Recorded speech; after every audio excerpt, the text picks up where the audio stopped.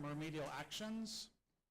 The next topic is going to be new actions, including the interim remedial action at the alert aircraft area and the pilot study at the Three Pipes ditch. We've reserved, as we often do, a significant amount of time towards the end of the meeting to address RAB member questions as well. So all those portions of the agenda are for the RAB members here at the table and the RAB members who are connected virtually. Let's see, thereafter we'll have an opportunity for public input. So you'll have the opportunity, members of the public, to come up and provide comments at this microphone up here at the head of the table. For 3 minutes, we'll do first those who are in person, and then we'll do those who are remote as well. During the technical presentations, I just ask that you please hold your questions until the end of the presentation, and then we'll address those.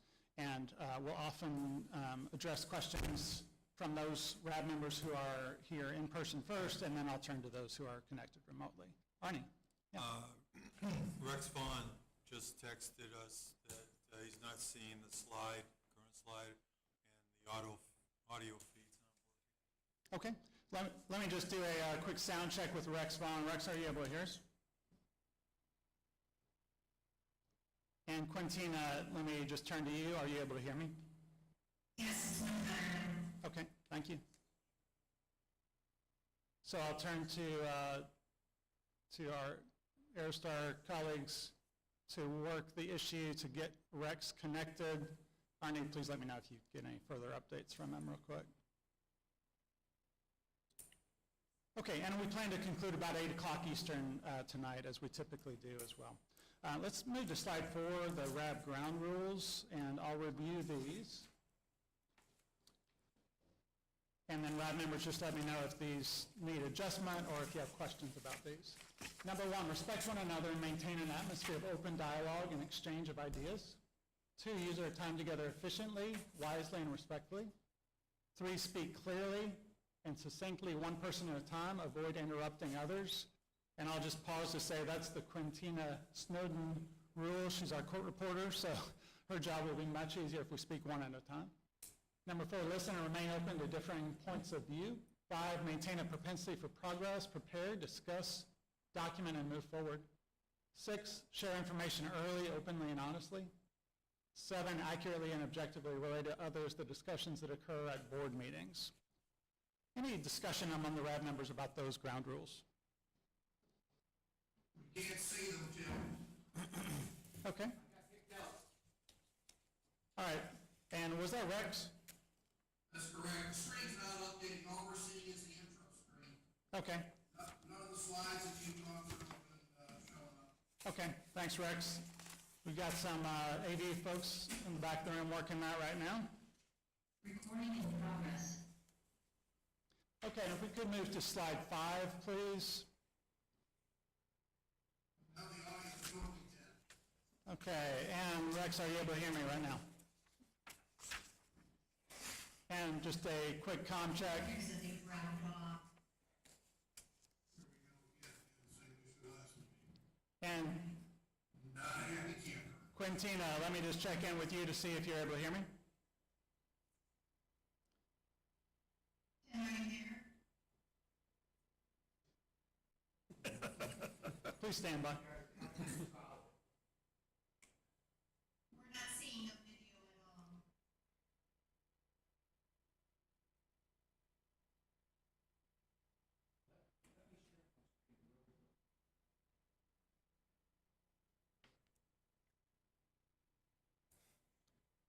And a quick sound check. Quintina, are you able to hear me? I can hear you, we just can't see the room. Okay, Either my CTV, Eric, that's it. understood. All right, so let me suggest this. Please just carry on listening to us audio. We're going to try to work this as best we can.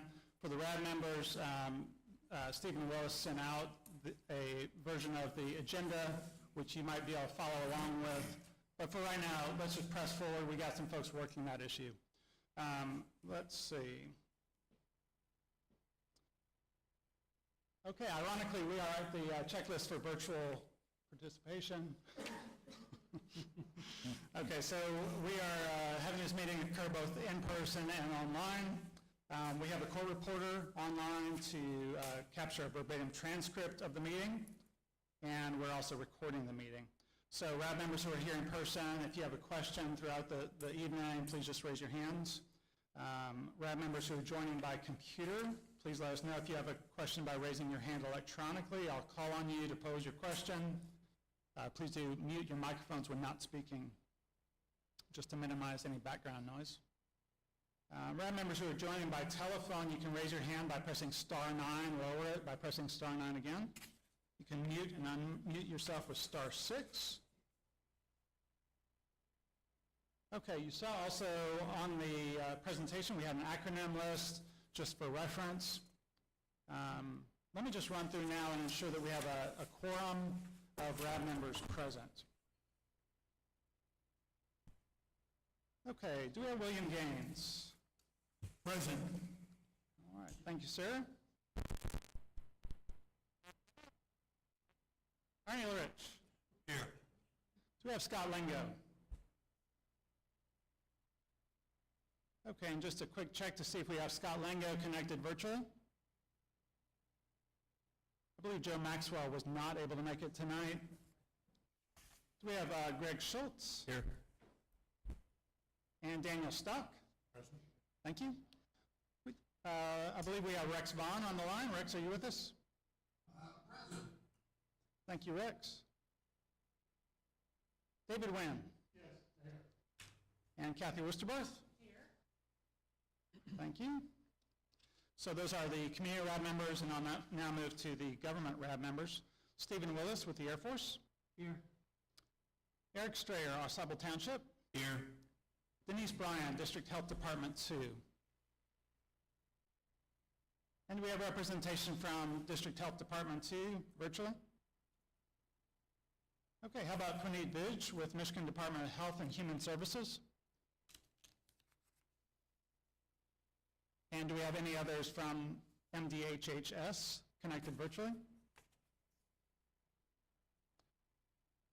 Beth Place, Michigan Department of Environment, Great Lakes and Energy. Here. Tim Cummings, Oscoda Township. Here. Michael Munson, Oscoda Wurtsmith Airport Authority. Here. And Jesse Stunebeck, USDA Forest Service. Do I have Jesse or other Forest Service representatives on the line? Okay, well, we do have a quorum per section 2.4.8 of the operating procedures, so we are able to move forward. Just for awareness, that quorum is important tonight because we will be doing a vote for the community co-chair. So we do have that quorum and can proceed. Let's see.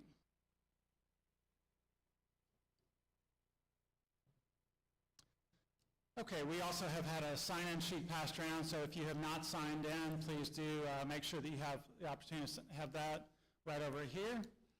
And let's see, then let's move to slide 7 if we could. This is a site map, so just for orientation, a map of the former Wurtsmith Air Force Base. And we also have maps in the back room right here with a bit more detail for questions during the break and so on. Arnie? Is there a possibility for the audience and the rest of us to maybe dim the lights a little bit? Yeah, we'll check on that.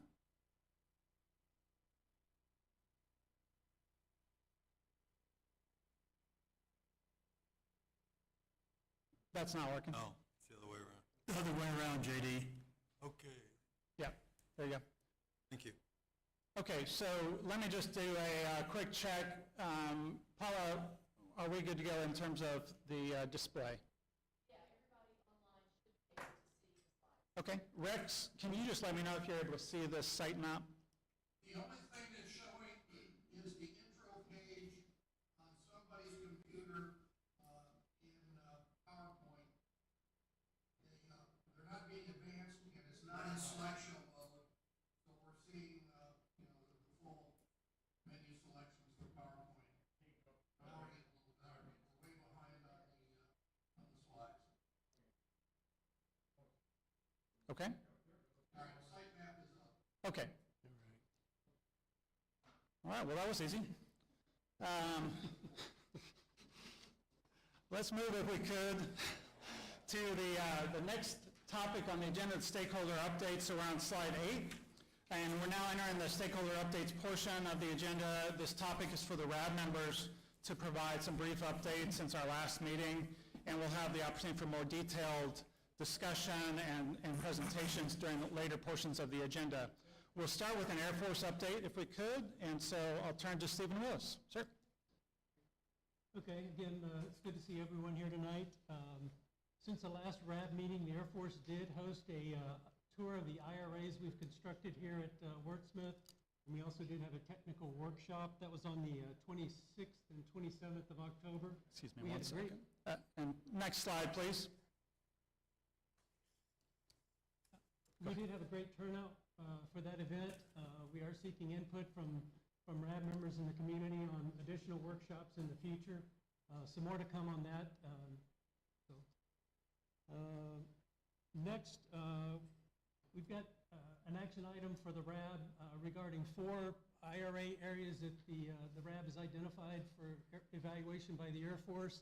And so I'll talk about the DRMO area, the landfill, it's LF 030 and 31, as well as the wastewater lagoon and seepage beds. And then Paula Bond from Aerostar will talk about the 3 pipes ditch. We've actually got a pilot study that we're going to be doing next year at that location. And again, I want to remind everybody of the circular process and how it works. We deal as a whole, and based on that, we'll take the data and we'll do a feasibility study to look at alternatives and select the final remedies for these sites, for the PFAS sites. The objective is not to do cleanup by IRA. We use those for hotspots, for areas that are causing significant risk to human or ecological receptors. But IRAs are not the way to clean up a site. We have to look at the site as a whole. We incorporate those IRAs into the final remedy to the maximum extent possible. But the end result is not to go put a bunch of IRAs in, it's to clean up the site as a whole. So we incorporate those as part of the cleanup process. As we've seen in previous slides at the RAD meetings, the RI circular process includes the RI, the FS, which is the feasibility study, and that's where we'll identify and evaluate alternatives. The proposed plan, where we'll identify the preferred alternative for each of the sites, and then arrive where that final remedy is selected for implementation. The other thing that I'm going to talk about that's come up at previous RAD meetings is the Harrisville Tank Farm site, which is up north of here. And just to give you a little background on that, and then we do have some documents that I'll have copied and placed in the library in our IR information repository, so that anyone that's interested can then look at those as the basis for what I'm presenting tonight. So this next slide, I'm on slide 10 for everyone, is the DRMO area. We talked some about this in the technical workshop earlier, but you can see the plume coming out of the DRMO area on the map there. The kind of the reddish area is the hot spot. That actually is based on the sample taken during the SI a number of years back. For the RI, we've actually sampled around that to try and delineate that hot spot. And the results were all orders of magnitude lower. So we resampled the well, and we could not duplicate that high concentration from the SI at that location either. So we're still in the process of evaluating it. You can see it on the right side of that plume, the blue. It's a dashed black and white, black line. So we've still got a data gap out on that end of it as to how far it fully extends. So we've got more data to collect there as well. So we're still not completely done here, but the current data doesn't indicate that this area needs an IRA. But again, we're still collecting data. Next slide, 11. This is the LF 030, 031 site. It's 2 former landfills. The concentrations or the plume coming, what appears to be coming from the landfill, we're still evaluating that.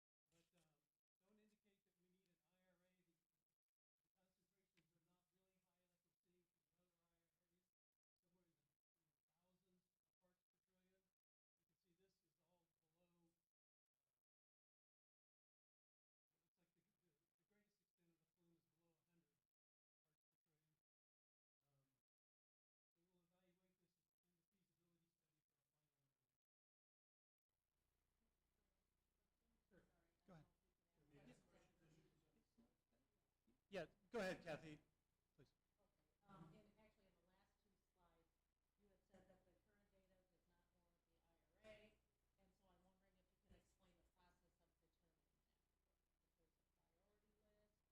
if you can explain the process of determining that for us. If there's a priority list, or you mentioned like level of PFAS, but how would you determine? So it's not a priority list. It's based on the concentrations of the contamination as well as the impacted receptors. So our focus has been on trying to cut off contamination that's going into Clark's Marsh or into Van Etten Lake. And that process, is that something, documentation that we can see so that we can see what exactly you evaluated? We don't have a formal documented checklist or anything like that we use. It's just based on the team evaluation of the data. We talked in the technical workshop, and future RAD meetings for the poster session will add what data we can share with the public to those maps. Private property information is not releasable without the consent of the owner, so we won't be able to show that on maps, but we will be able to show you actual sample locations and concentrations to support with blue maps in the future. Is that something that would have been discussed in the BCT meeting, these potential IRAs that we're? We have not discussed these IRAs in recent BCT meetings, no. And what was the most recent meeting? I knew you were going to ask me that. At the break, I'll pull up the minutes from that, and we have not finalized those minutes. As soon as they are, I'll distribute them. But I'll look back at the content of that. When was it? What month? September. Right. Okay, and let's see, David. Yeah. The list on the current data indicates groundwater plume not impacting Van Etten Lake. How do you know that? I mean, the plume, you can see the 80 to 100 parts per trillion for that plume is headed out to the lake. Just magically stops where the YMCA camp is. How can you guys make a statement that it's not impacting Van Etten Lake? Based on the data we have now, it does not appear that. But it is a data gap. We do need to collect more data there. Okay. So we are not done. We are not writing this site off by any means. We're still evaluating it. Okay, so when you say current data doesn't warrant an IRA, that's based on what you currently have. Correct. But when you collect new data in the spring, that could be a different story. That is correct. We will reevaluate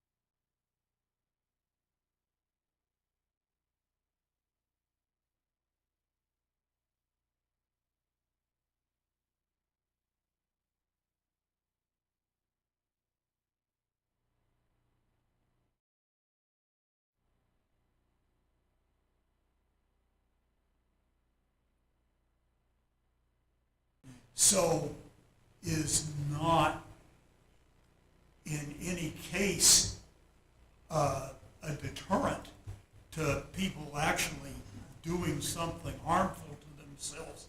So hunters and trespassers, I'm not sure how that all correlates in the language, but in my view, the only thing that will prevent hunting and fishing in Clark's Marsh is a fence around it. And I would like at some point in time for some consideration to that be part of the plan going forward.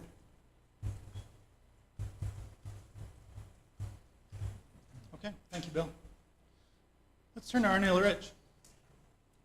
I would just like to add to that Bill just stated and ask the Air Force, does the Air Force consider the PFAS in and under Clark's Marsh or any other off-property, Air Force property, as a secondary source, because it's been sitting there for over 40 years from the beginning? So we will look at Clark's Marsh as part of the RI. Obviously, because it is a marsh, it's going to be difficult to get in there and do a lot of investigation. But yeah, that we have yet to do any RI work in Clark's Marsh, so that's on our list for next field season. But I have never seen a secondary source listed in any of your documents, the risk assessment or the conceptual site models. And it is something in the CERCLA EPA guidance that primaries and secondary sources be identified early on in the CERCLA process so that the SI and the ESI identify some of the impact, potential impact of those secondary sources. And that's the best practice, I believe, by EPA. It Okay, could be we'll- an action item. We'll look into that. Thank you. Great. And I've captured that, Arnie. I'm keeping a list of what I hear as potential action items. I'll share those with the co-chairs who typically meet after these meetings and assemble them into action items. Thank you. But, okay, let's go to Greg Schultz. Greg, any updates? No, not at this time. Okay, all right, thank you, Greg. How about to Dan Stuck? Nothing. Thank you, sir. And Rex Vaughn was not with us because of technical glitches. David Wynn. I have nothing at this time. Okay. And Kathy Worcester-Barth. Yeah, I have a couple things.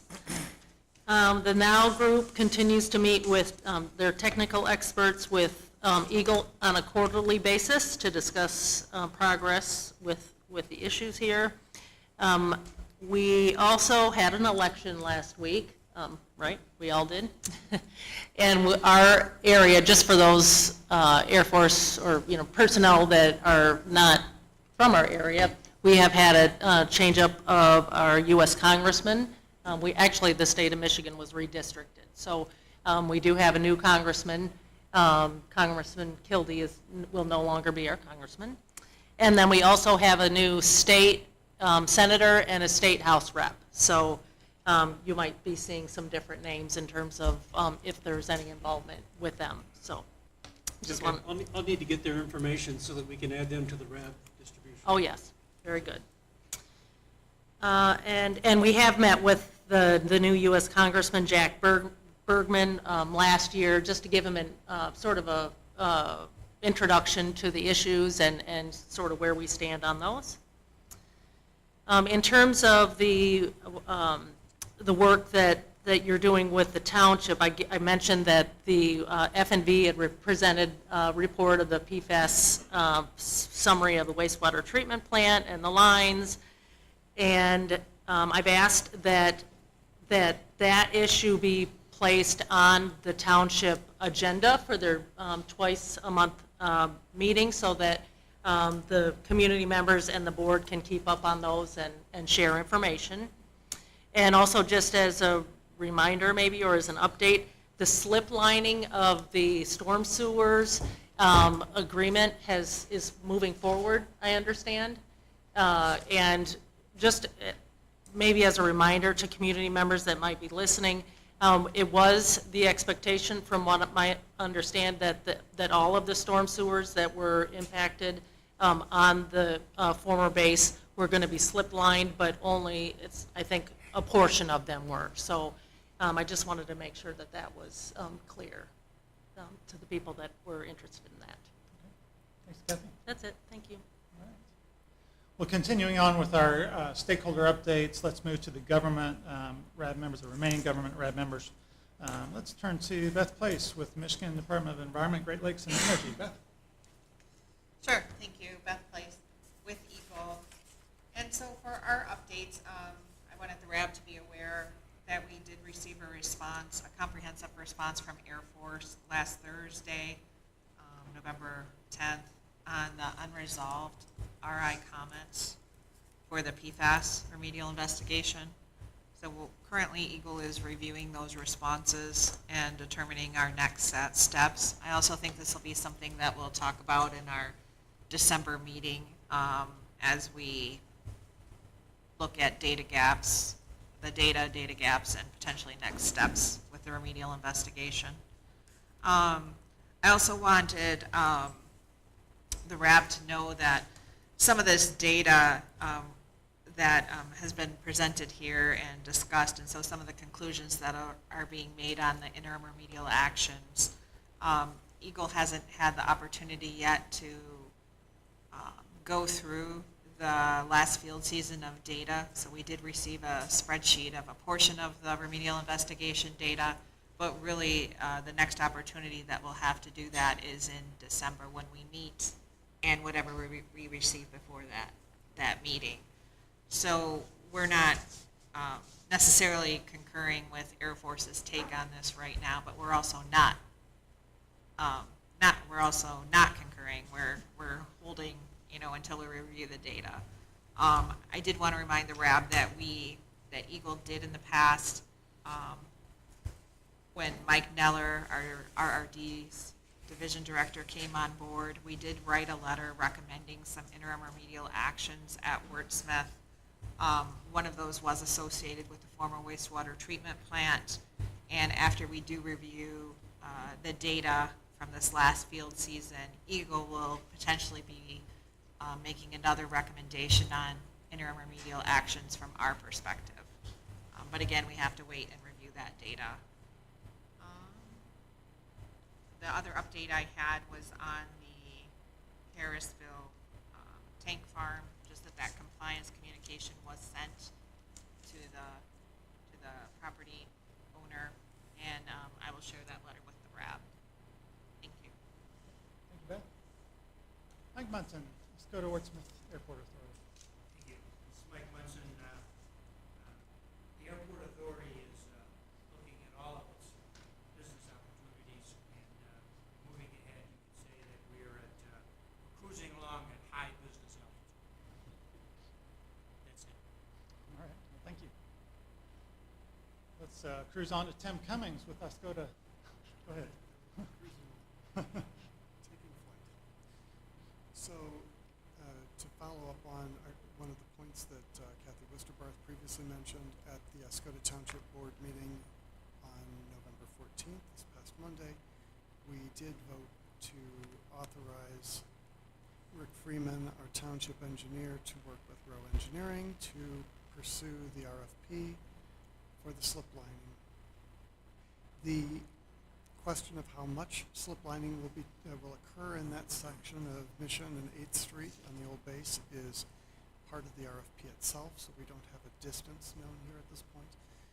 But to the general point, I mean, although that's progress, to the general point is that slip lining has been a question and a topic in discussion with the Air Force for roughly 4 years now, being in concern with storm sewer usage, high volume usage that the storm sewer was never intended for, and that this general topic, though this shows some progress, we still have more to go.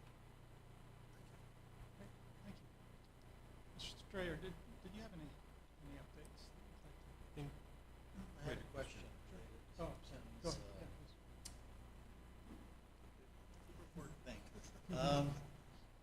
Is the township in discussion for both slip lining the storm sewer or conveyance, whatever you want to call it, from the central treatment plant and also the Mission Drive treatment plant, or is it one or the other? I cannot answer that. I don't know. That may be a question for Steve if he's actually broached that subject. Yeah, so our agreement is that we will slip line the damaged portions of the line that the Mission Street system discharges to eliminate the flooding problems and any kind of root intrusion and that type of stuff. We are not planning to do any preventative maintenance in terms of slip lining the whole system when the last inspection that was done both by the Air Force and by the township doesn't indicate there's any problems. For the Well, central treatment conveyance? For central or for the remaining portions of the Mission Street conveyance line. We'll continue to monitor that, work with the township if areas are identified in the future where our continual discharge has caused problems, then we'll look at it and work with them to see what we can do. And Arnie, you had a question?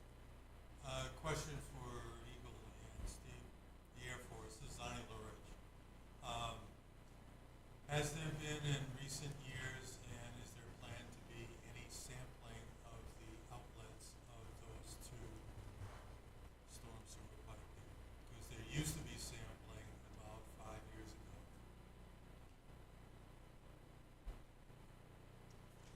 ago. Yeah, I believe we do have some sampling of the outfall in the RI. And for the 3 pipes, we're also doing sampling there, which is not discharge from either of those systems, but another discharge off of the base that we're sampling and evaluating. But is that routine sampling, like a quarterly basis or something, or is that just a grab sample? At this point, it's a grab sample. And does the state, Beth, do you know when the last routine sampling might have been done?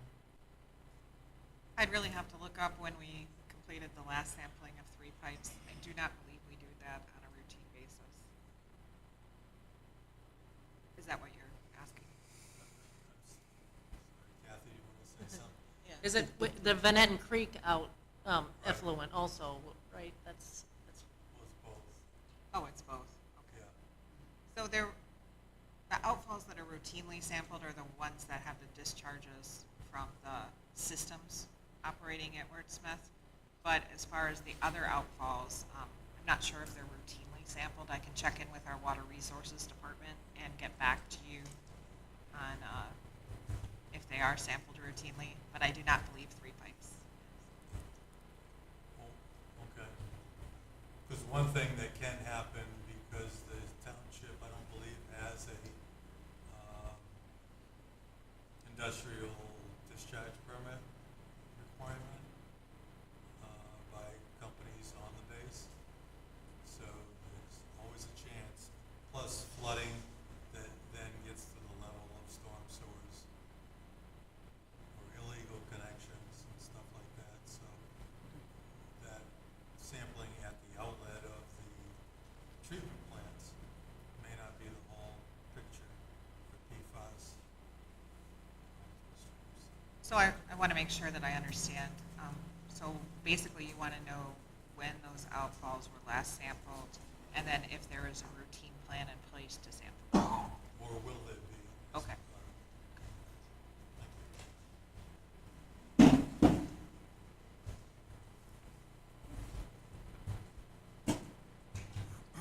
Okay. I apologize, Eric, I got myself confused. Did you have any? Yeah, I actually do. My understanding is there's been more money given to the C2R2 grant, which Escota received a year ago. Our township has reapplied to the C2R2 grant, which will provide funds to hook up a couple of the spots that have PFAS indications in wells, so they'll be able to be hooked up to the municipal water supply. We've reapplied and hope that the C2R2 grant will come through. The other thing is, we have had, I have had quite a few comments from residents on the testing, PFAS testing that's been going on, blood testing. And I do appreciate the AuSable Township being added to the list. That's it. I have a question Go ahead, Kathy. for Eric. Hi, Eric. Hi. The Kathy Woosterbarth. The new sewage lines that were placed in AuSable, those are functional now? Yes. Is that right? And about when did that system start up, or what did those new lines start up?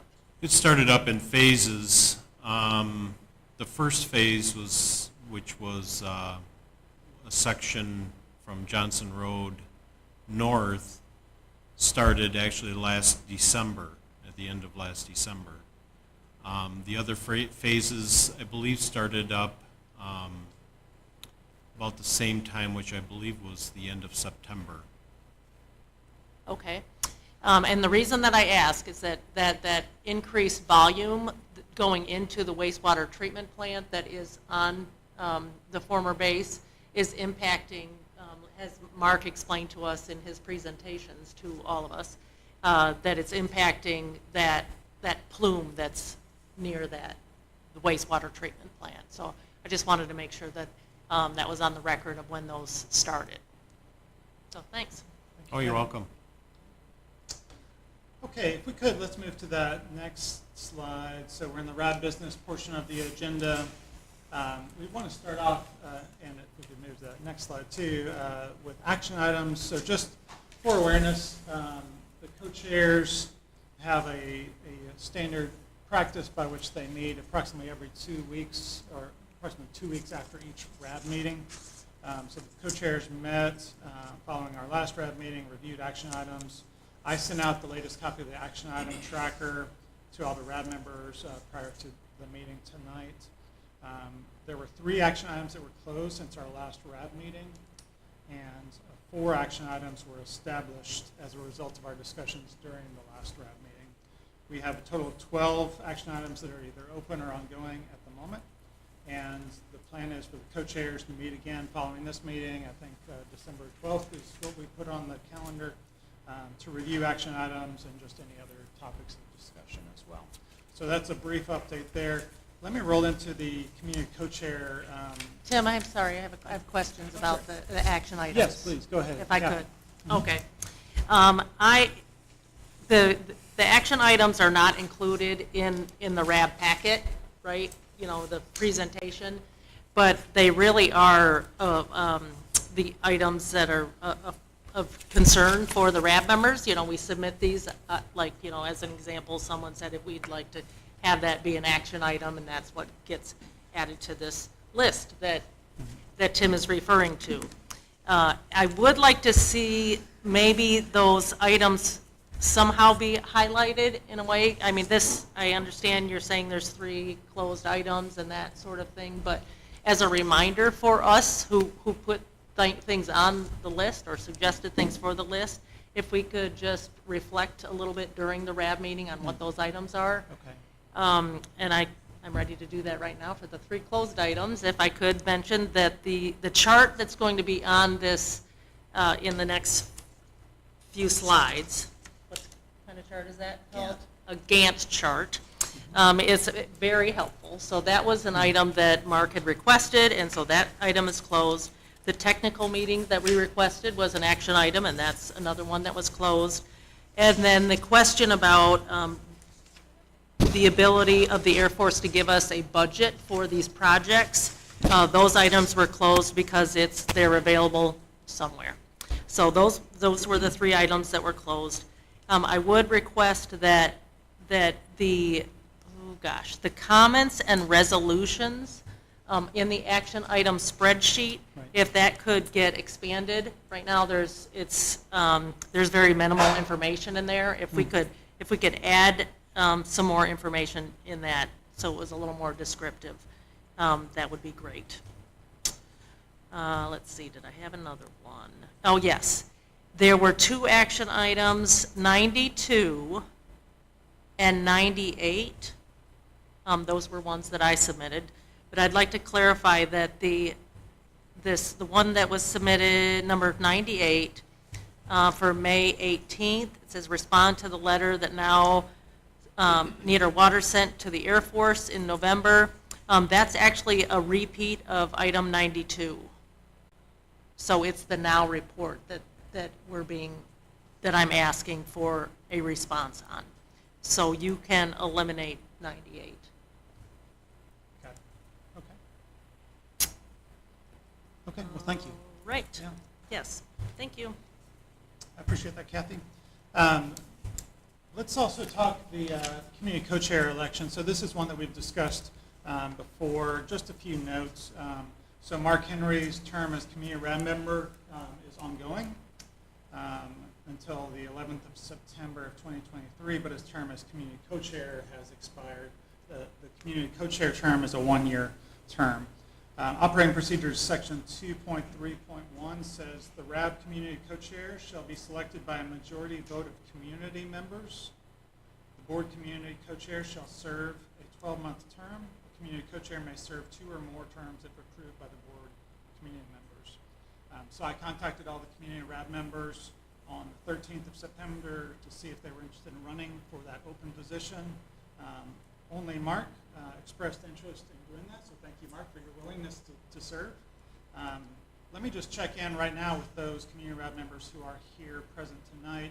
Is there any community RAB member who would like to be considered for the community co-chair position, other than Mark Henry, who's already indicated his interest? If so, just please raise your hand.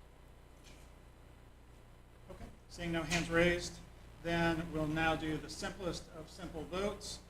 So community RAB members, in front of you, you have a ballot. As a reminder, this vote is only open to the community RAB members, not the government RAB members. And community RAB members, please use that paper ballot. If you would like to support Mark's candidacy to continue as that community co-chair, please just indicate with an X. If you would like to write in a name, then you may do that, provided that they are an existing community RAB member who has expressed interest in serving, and there is no one to my knowledge who has done so. So I'll collect those here. That's the big reveal at the results party later. Okay, so that takes us through RAB business. Let me just turn to the co-chairs. Co-chairs, any further RAB business that you would like to discuss? I don't have anything. I do not either. Okay. All right. Well, so let's move to slide 18 if we could. We'll now move into the first Air Force technical presentation, the remedial investigation and interim remedial actions update with Ms. Paula Bond of Aerostar. So Paula.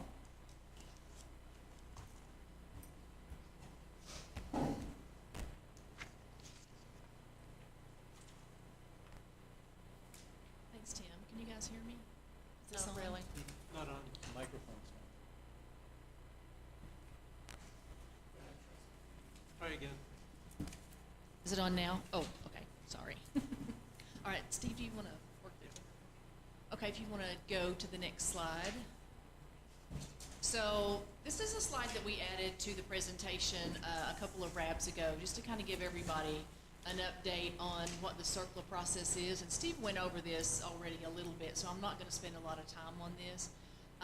But it just kind of goes through the full CERCLA process and then where we are currently, beginning with the site identification and initial sampling.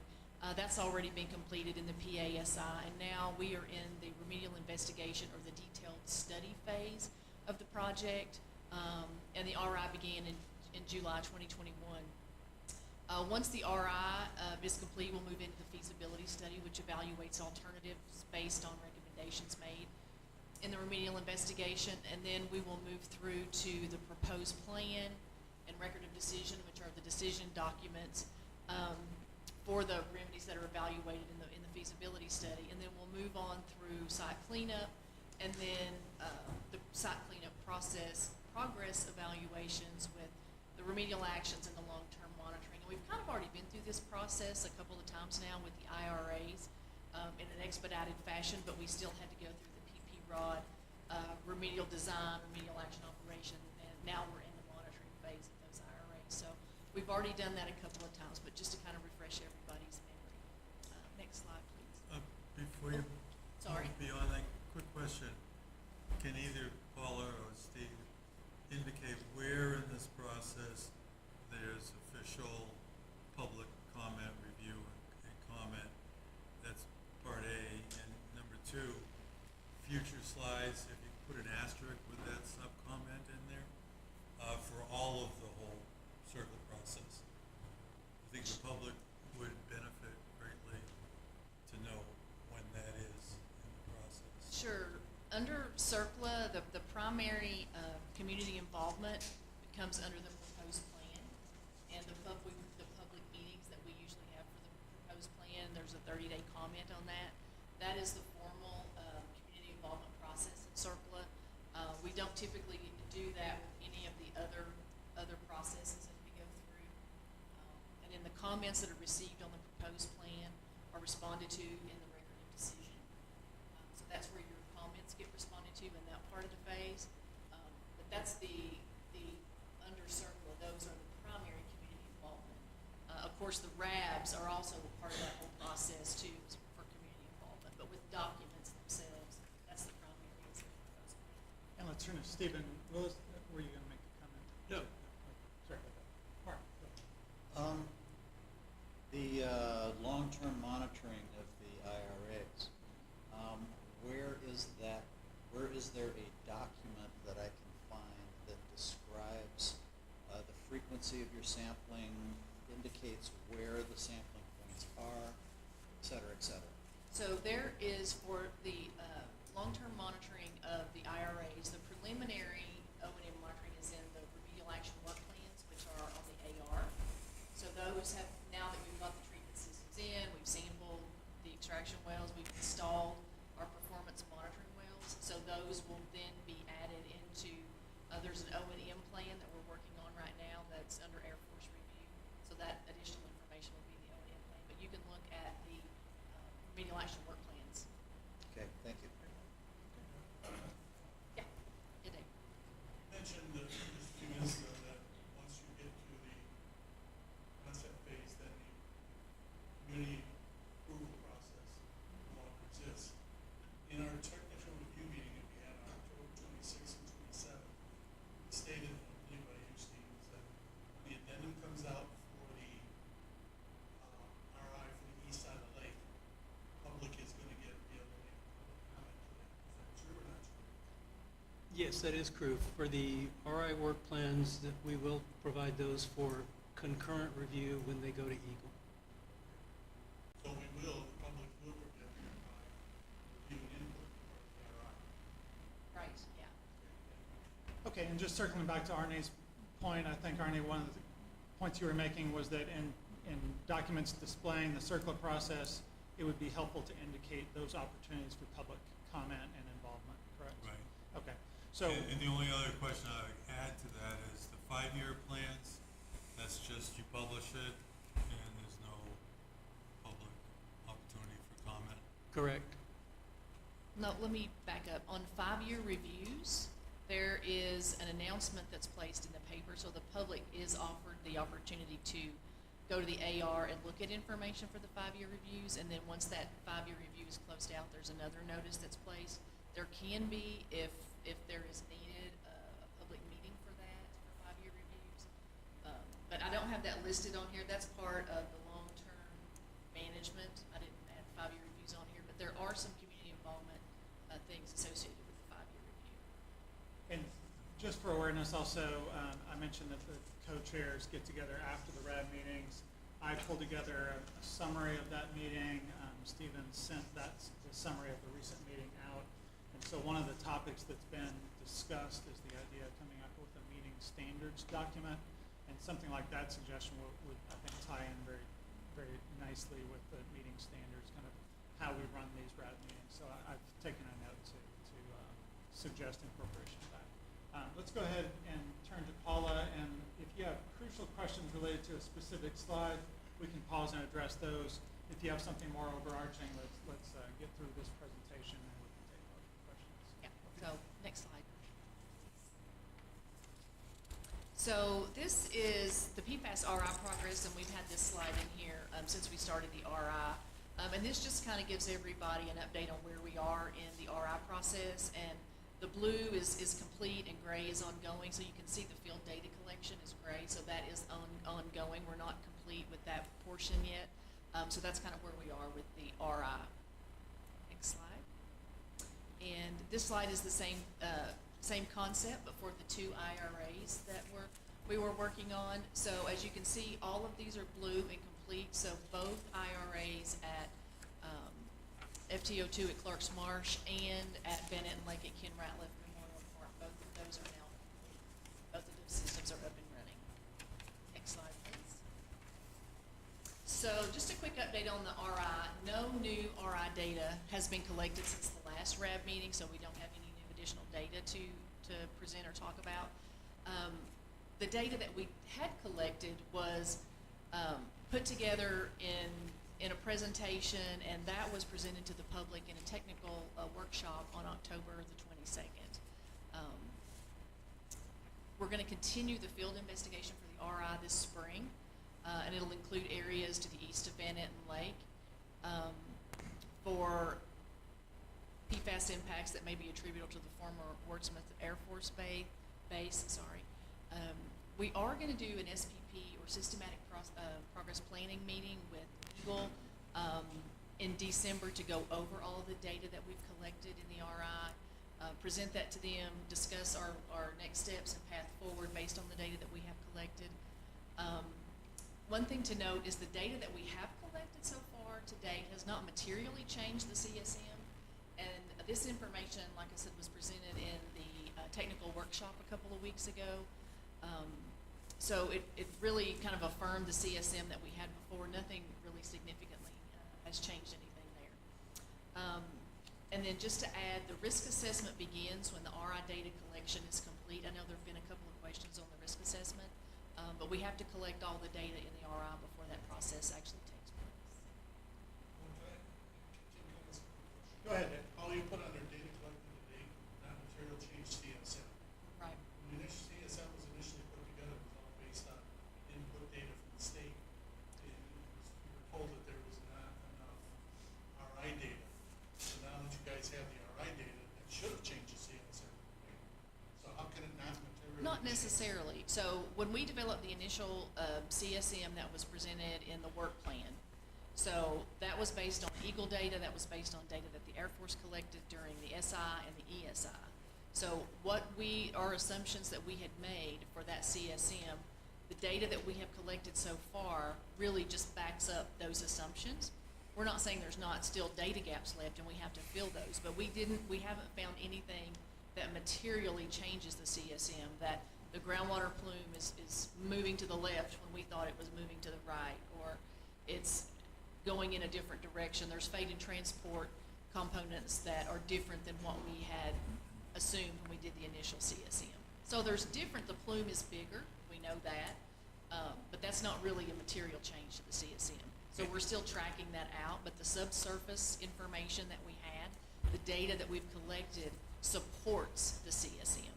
So it's added to, but it hasn't really materially changed the CSM, if that makes sense. We have, Doesn't make sense to me. Stephen, Okay. I was just going to say, we haven't collected any new information that changes our understanding of the geology in the area. Right. I'm sorry. I did a poor job of explaining that. Arnie, question? That SPP, what does it stand for again? That means? Systematic project planning. Okay, so I assume that at that meeting will include the bullet before that, which is the Bennett Lake on the other side of the lake. Correct. Okay, That's the meeting where we've talked about meeting with Eagle to go through all the data and plan next year's Okay. field activities. that scheduling of that meeting, how does it relate to our next RAB meeting, which would be February? It's February. February. Yeah, February. So It'll be before the RAB meeting, or Yeah, this is in after? December. The SPP meeting is scheduled for December the 6th and the 7th. Okay. And will we have, after that meeting, how soon could the RAB have a technical or some view of that sampling plan? And that was decided for east of the lake. We would not probably have anything that we could present to the RAB, probably till the next RAB meeting. Because anything we put together, and remember, we've got, Thanksgiving and Christmas holidays coming up. Contractor's gonna have to put together that work plan addendum. The Air Force is gonna have to review it before we'd have it ready to send out for Eagle and public comment. So it's gonna be at least the next RAB meeting before we have that available, probably later than that. Not to say at the next RAB we couldn't talk about what we're planning, but at that point, it wouldn't have been vetted through Eagle or the public, so.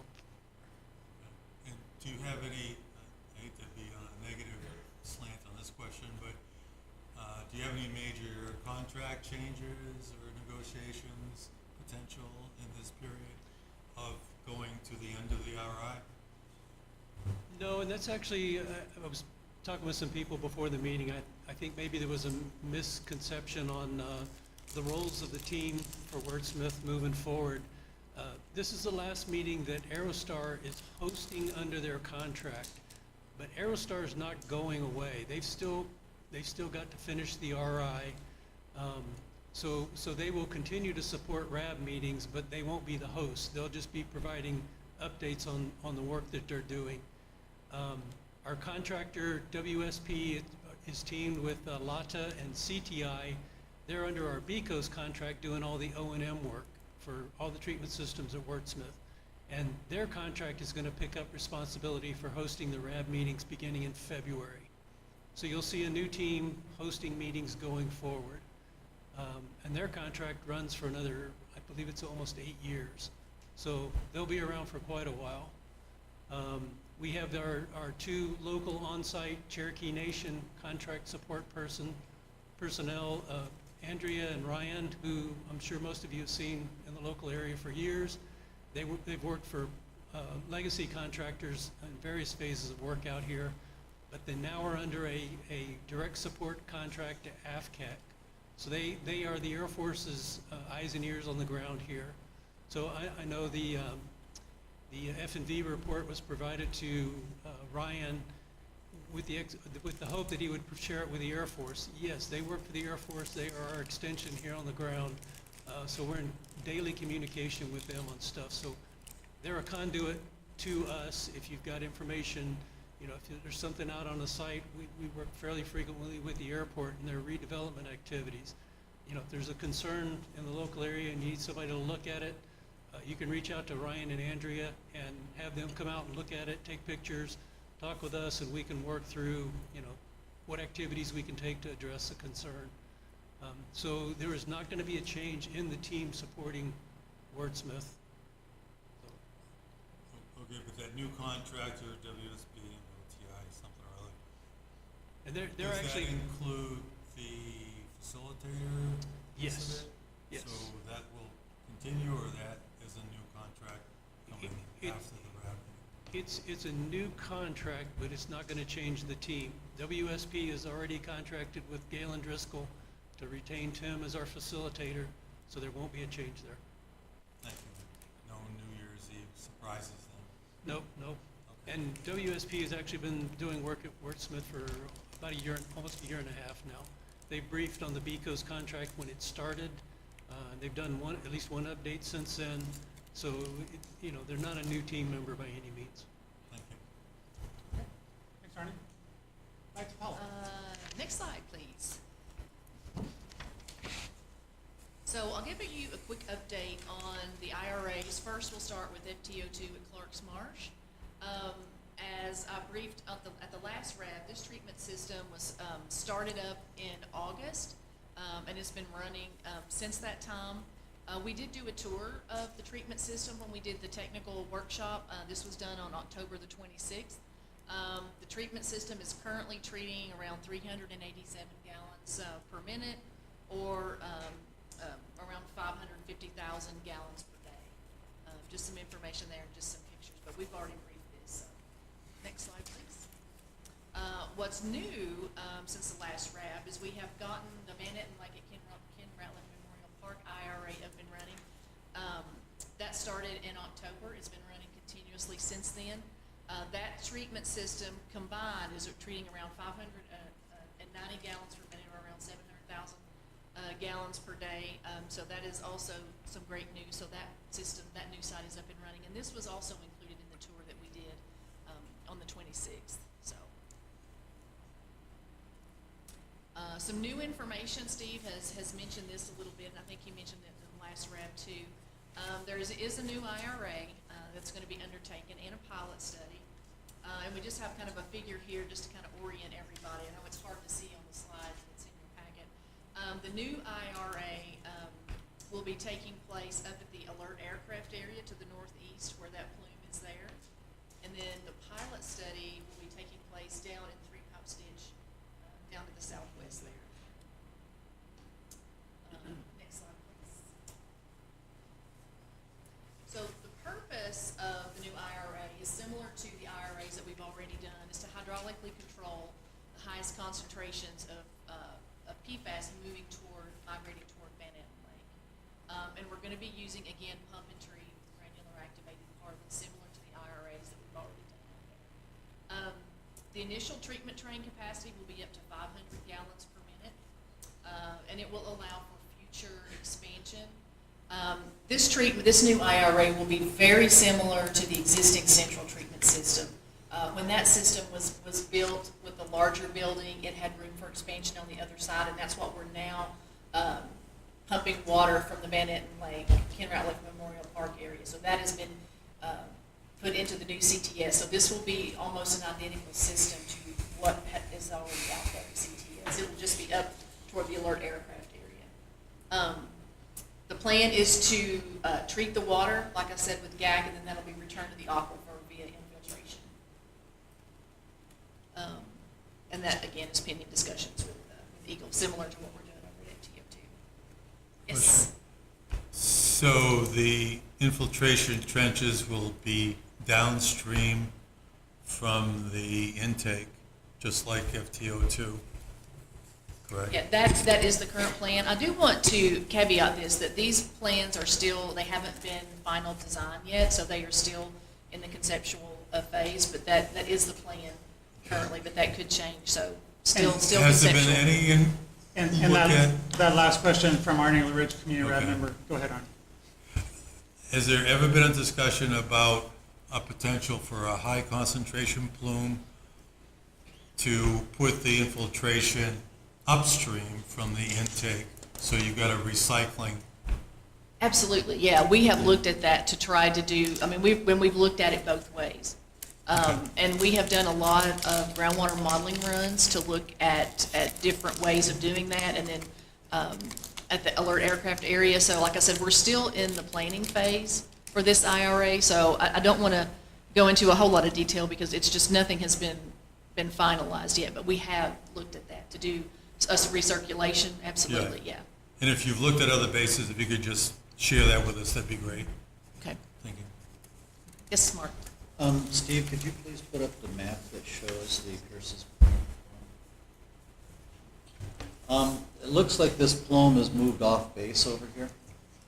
And actually, I don't know which compound is being shown here, but there's a whole nother lobe of this Right. plume that's off in this direction, on the Right, other and part they're- of Pierce's Point. Right.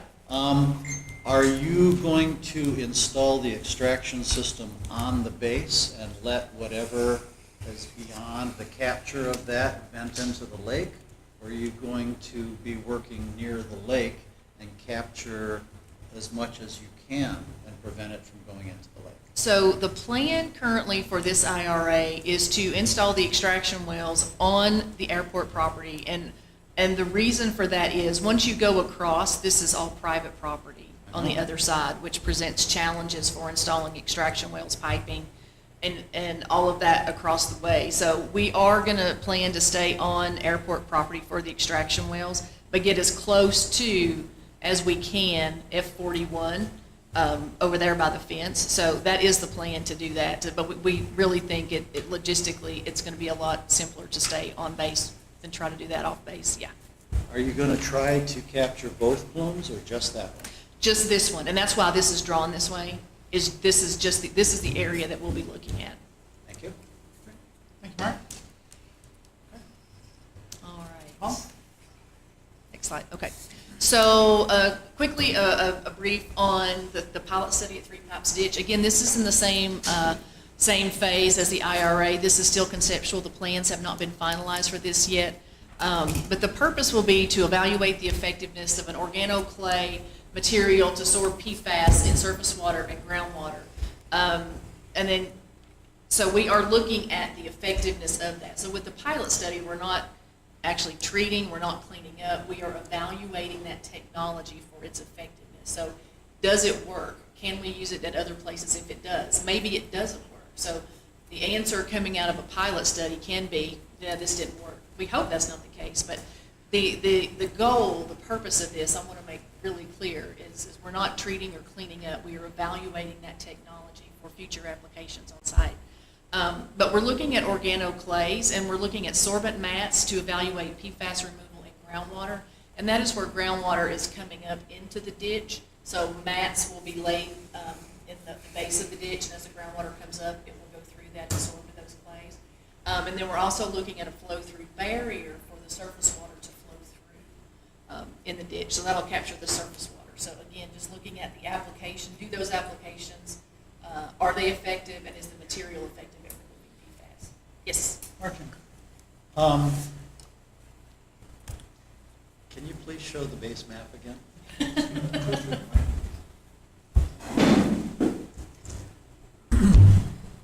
In this ditch along here, the Three Pipes ditch, it is a gaining flow of water. I'm not going to call it a stream, but it's gaining over the majority of its course. It only really starts not gaining about right there. At least I've looked at that ditch extensively in the past. Yeah. Would you anticipate that if these flow through clay mats that would be treating venting groundwater are effective, that you would then implement those over the course of that ditch where the groundwater is venting? And if so, are you going to be delineating during the RI that portion of the ditch that is venting groundwater? Okay, so multiple questions. So I'll start first. So it's too soon to tell what we would do with that information, right? So if it works, it could possibly be deployed. You know, that's something, that's a future decision that needs to be made. So I can't really answer that question. And that'll be evaluated in the feasibility study. Right. So as far as looking at those areas where it is venting, we are looking at that with the RI, is to try to identify those areas where it is coming up. We've got some monitoring wells over there now. We're looking at some additional piezometers along Three Pipes Ditch to see where that venting may be occurring over there. So yes, we are looking at that. Thank you. We hope that the pilot study will demonstrate effectiveness, and we may be able to take that technology and apply it somewhere in Clark's Marsh. So, you know, it's data we're very interested in gathering and seeing whether it's effective. Thanks, Stephen. I've got a question. David, go ahead. Paul, the question I have is that you just mentioned this pilot study is to research technology, improve our technology versus using it as an IRA. Right. As I understand it, Mark, correct me if I'm wrong, but there's a vast amount of 4-foot pipe in that area that's releasing a lot of discharge and it's heading down towards the Asaba River, right? Yeah. Okay, so so this pilot study is nothing more than, it's not an IRA. It's not going to fix that problem. It's going to basically, it's not going to do anything really. Right. It's not going to affect the discharge that's coming down the stormwater that's discharging into Three Pipes. It's not going to address that. Yes, Mark? But it could. The water that's coming from the flight line, that's coming out of that 4-foot pipe, gets immediately directed into an oil water separator, and there's an outflow from that. Right. And you said that part of the potential use of these clay mats is as a filter, if you will, for water to go through. So the water that's coming out of that oil water separator could be actually very easily directed through those mats, such that once it's passed through those mats and enters the ditch, it would be much cleaner than it started. Right. So we looked at doing work at the old water separator outfall. We've looked at doing things more closer down to the river to try to capture more of the groundwater and the surface water before it goes in, because we do know that it is a gaining stream. We've looked at all those scenarios, and for the pilot study, we've identified a stretch, because again, you have to think about contact time with these materials. So we found a stretch that's long enough, that's straight enough, where we don't have to do a whole lot of manipulation to put the clay mats in and to do the barriers. When we looked closer down to the river, you can see when you walk down there, there's a lot of debris that gets washed down. And if you're putting in, and this is not the way it is, but I'll just describe it as, somebody called it putting tea bags of material, across.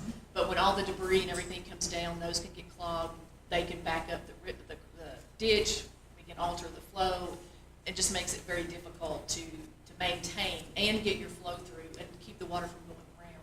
So we looked at both of those, but we settled on it, like I said, an area that's kind of really upstream from the Osable River, kind of almost half in the middle there. That it's linear, we can get access to it without having to, there's a trail already down there without having to go through a bunch of stuff. So we looked at all those options and we kind of settled on this area again. I won't say settled because nothing is done until it's designed. So it's still in the conceptual phase, but that's kind of what we're looking at right now. And that was one of the reasons we didn't go up there, was because of the work that we would have to do in that area.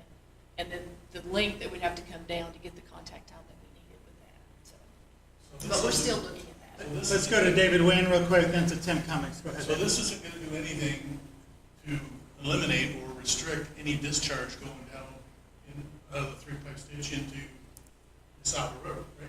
Well, it will. So when you put the flow-through barrier that we were talking about will go across. Yeah.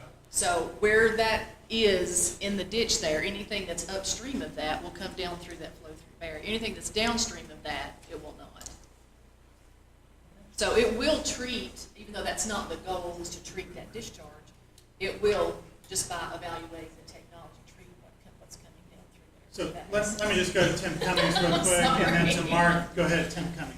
Yeah, thank you. So it's two, but I think short answers. The question, first one here is, what is the water throughput rate for organoclay? Are you looking at kind of gallons per hour, or is it seepage? I don't have those numbers for you. I can get them for you. No worries. That's Sorry, fine. I don't have those on. That's okay. That's okay. I'm just trying to get a concept of understanding of what's the orders of magnitude of flow that we're talking about here. Are we talking about drops or gallons? No, No, it's gallons. It's gallons. significant, yeah. Yeah, because remember, we're not cutting off the flow. We are just flowing the water through. We're So basically it will putting be filters mixed. in the stream to try and Yeah. pull out the PFAS. And it'll be Right. mixed with gravel so that you can get more flow through there. So it's not just a solid barrier. So it will still be gallons per minute so that we don't restrict the flow.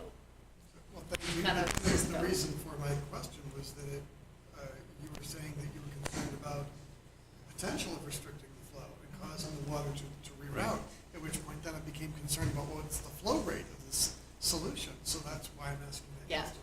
The second question was, what was my second question? The second question I wondered about, I forgot, I'm sorry. Just keep it in the You can vein. come back. Let me move to Mark Henry real quick. Go ahead, Mark. Correct me if I'm wrong, but Tucker's Swamp is just across the 3-pipes ditch from the housing area. And in my understanding of groundwater flow in that area, there's a certain amount of groundwater that's discharging to the creek, or to 3-pipes ditch, the creek that forms in there.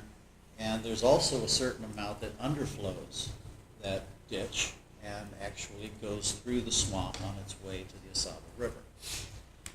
I did not see anywhere within the work plan where Tucker Swamp is being investigated, for one thing. But the root of my question is, if these mats are laying down, let's say we have a full implementation of this, the soils that this ditch were dug in is the aquifer material at Wurtsmith, which is very transmissive. If you lay anything on there that brings that hydraulic conductivity from, say, 10 to the minus 1 to 10 to the minus 3, the underflow of that ditch increases dramatically. And the PFOS, probably PFOA, because that seems to be the largest mass of stuff there, that would not necessarily go through the mats, and it may just take a course underneath it and join the rest of the groundwater going into Tucker Swamp. Well, and that's part of the evaluation, I get that. right? Yeah, So, sure. those are things that we have that we don't have the answers to, and that's what the pilot study is for. So, Well, it would be very good to be able to evaluate the flux that is underflowing that ditch and figure out somehow to evaluate that after the pads are in there, to see if you are actually forcing more mass out into the swamp by laying an impediment on the ditch surface.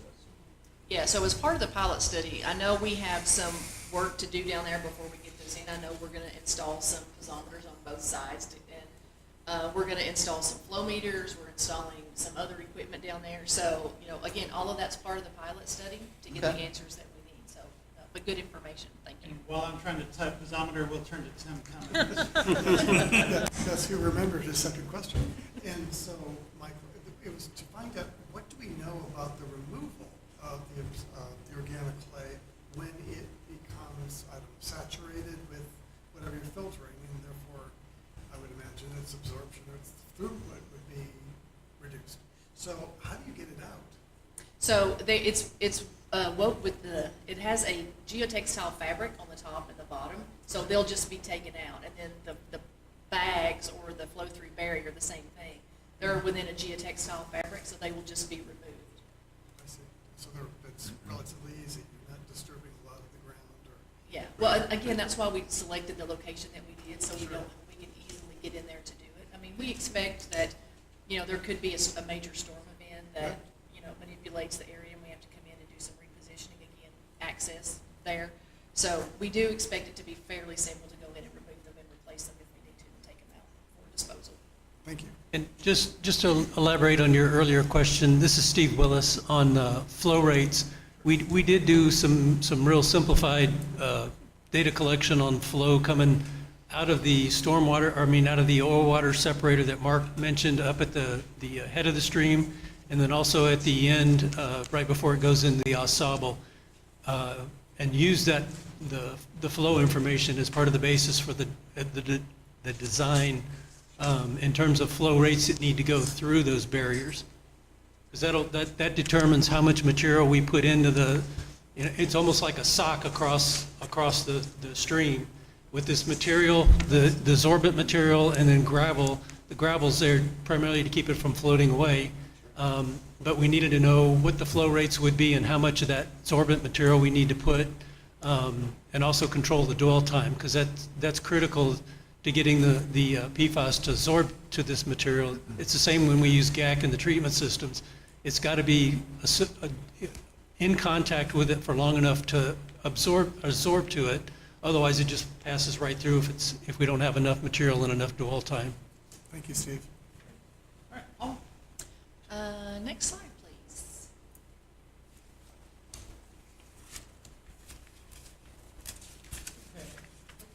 Sorry, it's a little touchy. Got a very sensitive mouse. yeah. So we added a couple of these Gantt chart like schedules in here just to give everybody an update, and we're going to continue to add these. These will be added for every RAB. This is a one-year outlook and kind of the things that are upcoming over the next year. Like Steve mentioned earlier, the RI work plan addendum, that's going to take place over the winter, and that's the document that you you guys will get an opportunity to look at. And then we'll start back the RI fieldwork in April, and that will continue on out through October. I did highlight on here for the IRA at the Alert Aircraft area, that's what the AAA stands for. The proposed plan for the public meeting, or the public meeting for the proposed plan. I've got that a star in March. That document hasn't been submitted to the Air Force yet, but we hope that will get through the Air Force and Eagle review, and we'll have that public meeting in March timeframe. So we don't have an exact date, that's what we're hoping. But I wanted to make sure everybody saw that and is aware of that. So there will be a public meeting coming up sometime in the spring. And then we'll follow through with the ROD after that, just like we've done with the other ones, and then the remedial design, remedial work plan through October. The pilot study work plan is underway currently, and that will run through January. And then the pilot study implementation and monitoring will start in the spring and run through the fall. Oh, that was quick. Let's go to Wow. David and then to Beth. David. Paul, I know we talked about this earlier today, but I'm going to ask the question again. It's okay. You guys have a lot of step outs, you have a lot of additional data you need to collect through the RI and the east side of Van Etten Lake. So right now, you're anticipating doing all that, getting everything done through the labs, getting all the data done and everything else in 7 months. Yes, that's the plan for the RI field work, is to be done. Do you really, I mean, and I want to get, is this schedule realistic or is it? Based on what I know right now, yes, I think it's realistic. And factoring into that, we've got 2 seasons of field work that we've done and know kind of the production rates for the teams drilling and collecting samples and so forth. So we're not basing this on no background information. We've got 2 years of firsthand experience doing the work here at Wurtsmith. Great. That's good. Thank you. And let's go to Beth Place with the Michigan Eagle. Sure. So Beth Place, we here at Eagle, we just want to make sure that it hasn't been lost that on the original RI QAP or work plan that we are still have back and forth correspondence with several comments that remain unresolved. And so we hope that those can be resolved at our December meeting and find a path forward on those. But we expect that they will be resolved in some fashion. So I do want to state that. And in conjunction with that, this is Steve Willis. Our expectation would be that any changes to the original QAP, which has been finalized, would be incorporated into the RI work plan addendum, which is up on the slide there. So this is Beth Place again. So, and we will just have to work out then how those unresolved issues from that were not resolved when the first RI work plan was finalized, how those will be incorporated into that. Thank you, Beth. I had another question. Yes, go ahead. Sorry. And this one is on the IRA, so Beth Place again. I just wanted to mention that, Air Force is aware that we do have, Eagle as an agency has reservations that the current plan for the aircraft alert area IRA may exacerbate contamination. We don't know yet if it will or not, but that is a concern that our agency has. And based on what we've heard from Steve, the plan is that in January, we will receive a package of remediation division and then our water resources division on this plan and the modeling or information on if it will or will not exacerbate contamination, and then have a scoping meeting or discussion on this. Because I just want folks to know that this is the most information. Steve's kept us informed that this is coming, but this is the most information we've received on it. So we're receiving this information real time as well. So when I'm looking at the schedule, and we're hoping for the proposed plan public meeting in March, but yet we don't think that we'll be meeting till January on potentially a significant issue with the design. I guess I just want to bring that up, that makes me concerned on the timeline. And Beth didn't indicate, but the concern Eagle has with the system is the infiltration galleries. Thank you. Yeah, Sorry. yeah. Their concern is that using an infiltration gallery versus a surface discharge to another location is going to make the plume worse or the contamination worse. And that's some of the modeling that Aerostar is doing, and we plan to meet with Eagle and go through that to demonstrate that in fact it doesn't make the contamination worse. Well, will you evaluate not only that you just stated, but also incorporate at the same time the potential option of an upgradient discharge to compare the effect? That's part of the Or benefits. modeling that we'll have, yeah. Okay. Great, thank you, Arnie. Paul, anything else to say about this? Yeah, I just added along the bottom all of the upcoming RAB meetings, so you guys can see the dates there to plan for the future. And then I've got the SPP meeting on there with Eagle on the 6th and 7th of December. So again, we'll update this every time, every RAB, so we'll push it out, so the next RAB meeting in November 23 will be on there. So just so everybody can keep track and plan. And maybe just a note, this was one of the items that the co-chairs discussed in their co-chairs meeting following the last RAB. It's part of that draft meeting standards document to include these Gantt charts as standard updates within each RAB meeting, both a short term, like this one, the 1-year outlook, and a longer term as well, indicate major investigation remediation projects, and just kind of keep that 50,000-foot picture of where we are as well. So just for awareness. Yes. You just mentioned that standards document second time. Has that been shared with the RAB? The co-chairs are reviewing that right now. I believe it has not yet been shared with the full RAB. None of the drafts? No. Okay. No, in fact, we're just looking at the drafts now. Because we used to have a document called that. Yeah, there was one, I think, around First 2017 year. or so, right? Yeah. So this is an update of that to include additional items, some of which were action items that the co-chairs looked at and said these could be kind of standard practices and should be incorporated. So I drafted that document incorporating some of those items, and the co-chairs are reviewing it now. Okay. All right, sorry, Paul. Go ahead. It's okay. And that's all I have on this slide. Next slide, please. I'm trying. Oh, sorry.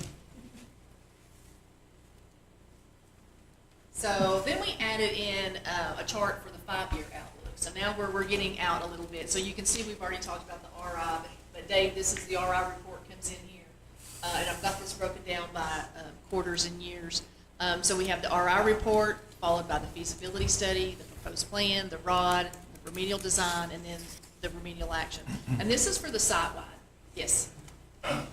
So if for some reason something happens where the RI field work has to move out, it looks like there's an overlap that, the report, I guess my question is, if the RI workload moves out, does the whole plan work move out? Everything gets pushed to the right, yeah.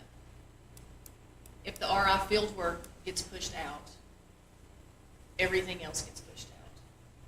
Is that what you're asking? Yeah, that's what I'm asking, but my Yeah. question is, you've got the field work and then you've got the RI report.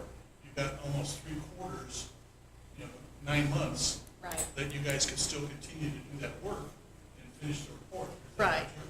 Yeah, so the overlap between the field work and because obviously we're gonna start writing the report before we're finished. We have a lot of data right now, Right. right? So we're pulling that together kind of as we go. So the RI report will actually start before the data collection is ended. And we'll just move that out. So if we don't get, so I guess it will all be pushed out, but we're gonna start before we're done with But the there report. could be overlaps, right? Yeah, yeah. So I guess my whole reason for asking this question is, again, the final remedy, moving out further. Okay? I mean, this has been going on, 13 years, more than that? So my concern is that if the RI work moves out, everything moves out. And here we are waiting another year. That's all I'm asking the question. Right. if something, well, and in any one of those steps, and you know this, you know, better than a lot, that any one of these steps gets held up for whatever reason, the remedial action, that's the last one in the list, everything's gonna get pushed to the right. It's where The the- actions that can be done in order to overall stuff too. Well, and we've got the, alert aircraft area IRA that's down there too. It's preliminary at this point to get into the Yeah. detail, But yeah, I'm just concerned that we should go out again. well, yeah, this is the plan based on the data that we have right now and the way we understand the conceptual site model and what we believe we have left to do, this is where we are. So anyway, this is kind of again, the five-year outlook. We've got the IRA on there, the pilot study, implementation and monitoring, where that's gonna finish up, and then we put the 5-year review on here, so you'll know when the next 5-year review is coming. Next slide. Let me move to that next slide, and I'll address this, but first I wanted to just share an email that Rex Vaughn sent, subject 11/16/22 RAB meeting, total failure of remote access system. It states, I wanted to go on the record with my extreme displeasure of the performance of the audiovisual system for tonight's RAB meeting. I consider the performance of the system to be a total failure. So Quintina will record that in the summary, the verbatim transcript of the meeting. I wanted to make sure that because Rex was unable to say that, Rex, we all know Rex would not have held back and decided not to say that. He would say it with extreme vigor, and so I wanted to make sure and pass that on in a transparent fashion as well. Now, the slide that we have in front of us is just a reminder to us that restoration advisory boards are structured to address questions about environmental restoration and cleanup.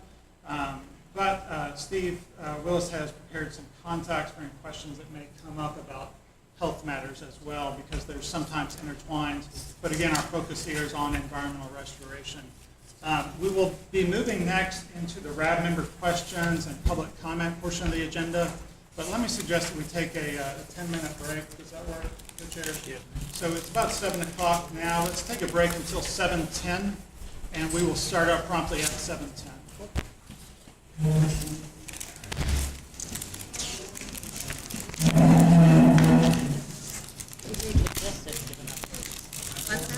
What's that? Oh, you're right. Hey, JD, Mr. Panini. let's turn the lights on and have They'll be able to. Oh, yeah, that's right, because they're, on. Tony, are you still there? Can you hear any of this? Morning.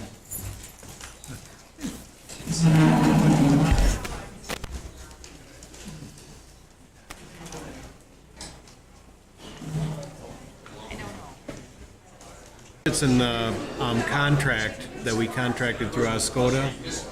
It said how many gallons would be sent additionally to the Oscoda Treatment Center. What the capacity, with what the capacity of the lagoon system is currently, what it would potentially add to it. Okay. Because I know she, like, aha, you know, but we've had contracted sewer system through Oscoda for a long time.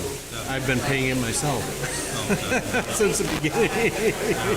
So I know, but I believe it's in the original contract through the USDA. In order to get the loan, we had to make sure that Oscoda had the lagoon system capacity. All money putting a pipe in the ground and not being able to. Right. I think we have 42 right now hooked up to it. So that's what we have right now as far, and which is, we have the potential to do 230 households with that new system, so. But right now, I believe we have in the 40 range right now that are hooked up to it. So is that all the way down 41?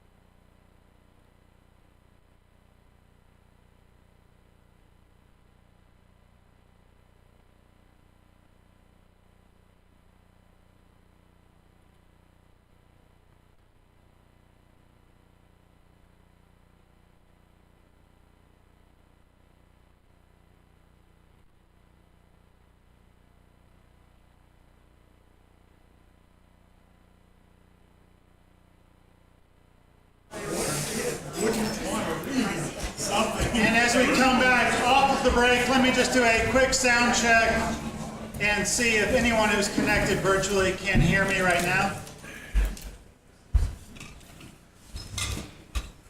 And I understand from Kathy Worcester-Barth that folks can hear us virtually.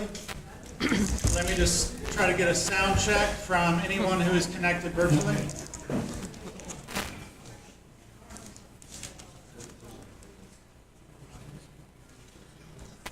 And just again, one more sound check. I'm not hearing anything currently.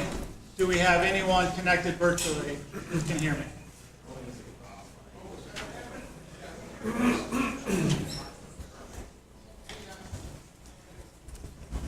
Please stand by, we're making some adjustments.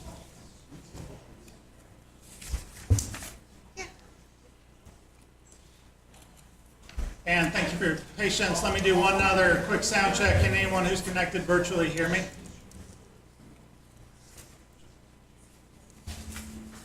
You may be tiring of that question, so I won't ask it again.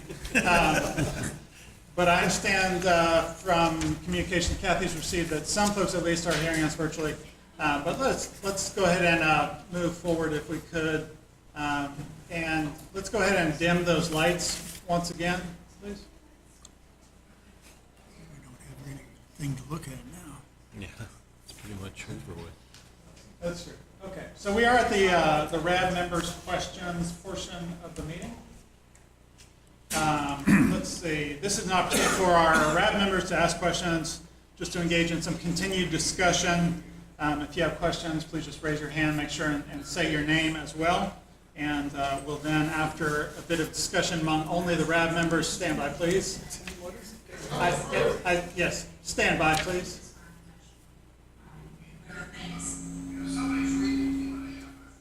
Okay, and let me just do a quick sound check with Rex Vaughn. Rex, I hear you. Can you hear me?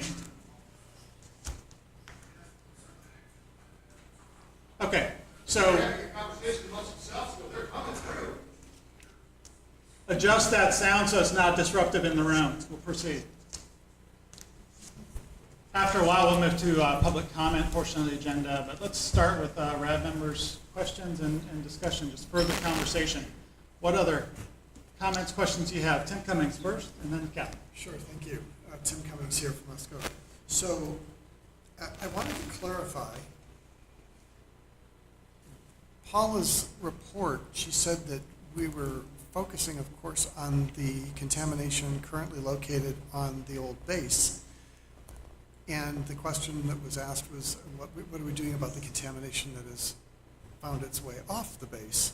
And the response was that we weren't doing anything because this was now residing on private property. Did I hear that correctly, Steve?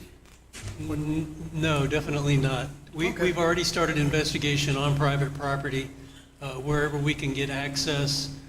We have plans to do investigation down in Clark's Marsh, which belongs to the Forest Service. Sure.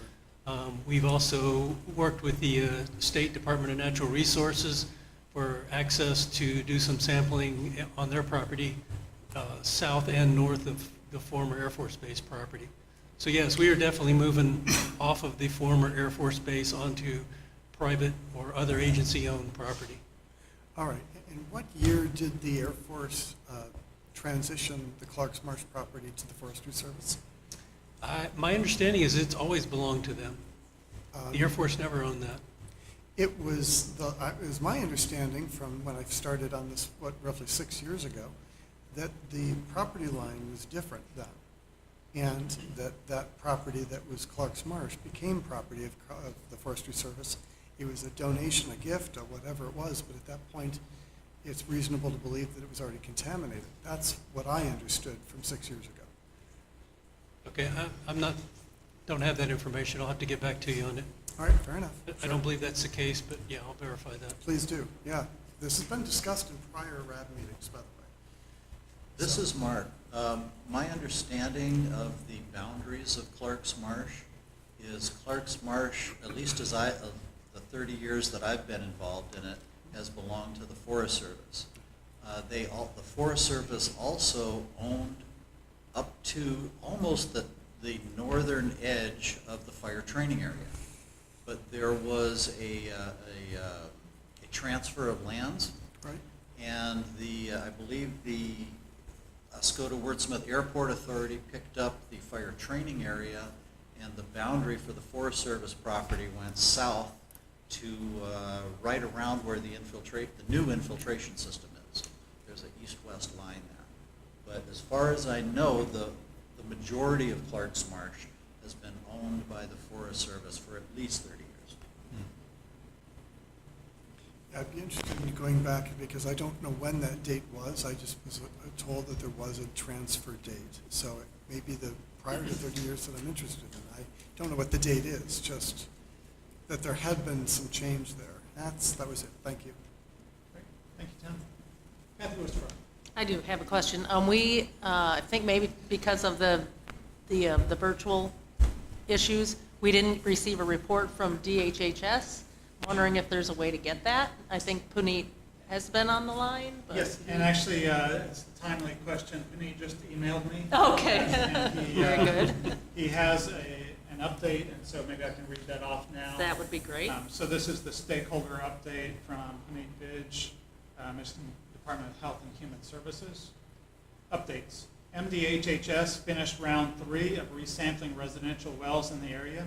A total of 245 homes were sampled. Out of those, we received results from 126. 119 results are still pending. Out of the 126 results, there are 77 non-detects and 49 detections. Out of the 49 detections, there are 6 detections that exceed the MDHHS comparison values. With firearms hunting season now underway, MDHHS and DNR issued a press release yesterday reminding hunters not to eat venison from deer taken within 3 miles of Clark's Marsh. Exposure assessment. MDHHS started the recruitment in September 2022 and started clinics. The Oscoda area exposure assessment is actively enrolling participants. That's his update. Thank you for the segue. Sure. If I could expand. Please. The exposure assessment that Puneet is referring to is for PFAS blood testing. It also includes actually a total of 195 contaminants through the MI-Chem program that is starting through the state of Michigan. So the residents here, and like Eric had mentioned, both Oscoda and Osable residents are eligible over the age of 12. And this project will be going through till there's a lack of interest or till there's no more enrollees. So people will have a chance to enroll in this testing through next year at least. Thank you, Kathy. What other questions are there, comments? David Wynn. Yes, Dave Wynn. I have a question. It was mentioned earlier about the 186 unresolved comments. Steve, I know you sent this letter out to the RAB members, and I appreciate you sending it out. The letter pretty much outlines your responses back to the Eagle. Okay. But the question or the concern I have is that basically, and I'm paraphrasing, the letter pretty much says, Eagle, you had your chance, and with any limited time, we'll get whatever we can resolve. If not, we move forward. That concerns me, number one. Number two, and the reason I say that is because there are 7 items on the unresolved comments that are particular associated to the east side of Van Etten Lake that need to get included with that addendum. And Mark, I think you also had an issue with the vertical aquifer sampling, right? Well, yeah. Vertical aquifer sampling is kind of the key investigative tool that's being used at Wurtsmith to define these plumes. The monitoring wells that are out there, the majority of them are 40 or 50 years old. We can have discussions about how valid some of that data is, since they were put in, stabbed into the ground and not put in with the benefit of vertical aquifer sampling. But vertical aquifer sampling is the best way that I know of to do a groundwater investigation to delineate the contamination from the top to the bottom of the aquifer. And the Air Force has moved ahead with the RI and has been doing vertical aquifer sampling, or VAS, And the state has offered objections to the procedure. And it would seem like, since that is one of the more fundamental tools being used to gather data here, that it should be resolved in all haste. It would almost drive the RI to a standstill, because without concurrence, you can poke holes in the data. And so I don't know the full nature of why the state has some issues with the way the Air Force has proposed to do VAS. But it really should be resolved, and sooner than later. My point in this whole question is that right now, you mentioned that on the 6th and the 7th, you're going to meet with the SSP meeting, all right? And the question is, as I would believe, is that most of the time is going to be set up for reviewing data and not necessarily unresolved issues. So the unresolved issues are going to go by the wayside again. We're going to move forward and forward again. So my question is, Steve, is it possible that maybe a separate meeting can be scheduled between you and Beth and whoever needs to be, so we can get these issues, unresolved issues, taken care of, so that I think we all feel better that we're all moving in the right direction. Yeah, certainly we can meet with Eagle once they've had an opportunity to review that and provide feedback to us. If we need to get together and talk, we can. Okay, so the door is still open. These aren't, the way I read the letter, it's kind of going to become a closed issue. Yeah, okay. That was not the intent of the letter, but yes, we can still revisit stuff. You agree with that, Beth? Yeah, I think that's great. Thank you. Okay, so I say, my opinion would be is you guys have a meeting for 6th and 7th, I don't think is the right place. That's up to you guys. Thank you, Dave. Have the questions come in. I have to mute the mics, let the question come in, and give me a second to get them all unmuted again and find out who the answer is. I can't see. With the dark, it's dark, so if you're gonna answer the question, just throw your hand up for me so I can count the mics and unmute that one. We'll avoid that problem. Understood. Okay, so it sounds like we do have the capacity to receive questions from those who are connected virtually. I'm going to go through the list, any questions that we have here in person first, and then I'll turn to those RAB members who are connected virtually. Arnie A LaRidge. quick one. In the discussion, I've heard, Arnie LaRidge, the word unresolved a number of times. We went through over 3 years of a dispute resolution. Is there any kind of a dispute at this time, even informal? Not to my knowledge. Not at the moment. We did have some informal dispute discussions on the Van Etten Creek investigation and the investigation on the east side of Van Etten Lake, but it looks like Air Force is moving forward with those now. Okay, well, thank you for the honesty there. Great. Thank you, Arnie. Yes, sir. Bill Gaines, a question I've brought up several times, and I have seen no changes in the conceptual site model or the direction of the investigation to address the issue. Allen Lake, at the just south of the north end of the runway, has had a do not eat fish warning for as long as I've been part of the RAB. And that do not eat fish warning on Forest Service land is for the components of the AFFF. Now, the conceptual site model does not really allow for water to go that direction. The model says it would go south, not to the west, yet there a biota sampling that says it has gone that way, and I see nothing in your investigation to find out why. Again, on that, there's biota there that's considerably out of the schema of Clark's Marsh, and your sampling plan for the ecological risk doesn't address that. So could you do something to get that known contamination level included in your investigation? We'll go back and look at it, but if the conceptual site model doesn't support groundwater flowing in that direction, then there's nothing to support that it's coming from the Air Force, but we can go back and relook at that. I would say, sir, that Forest Service land has no other possible source. And I don't know what the geologists say, but I do know that we have a time in 1970 that these chemicals came into use.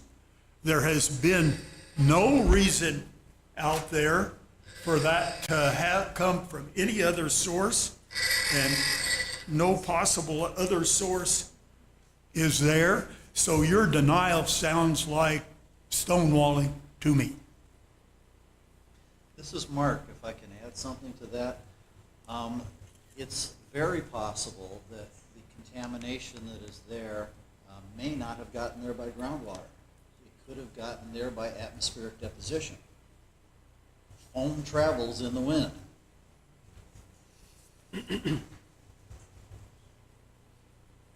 Okay. Like I said, we can go back and look at that again, and if the data supports the need to investigate that attributable to the Air Force at Wurtsmith, then we can pursue that. Okay. Arnie Rich. Has the Air Force ever sampled the unofficial, or I'm not sure, landfill that's at the end of the runway, which is just basically almost north of Allen Lake, upstream? You're talking of the sand pit that's there? That's Well, there's used a as a sand pit, shooting but range? then there's been sort of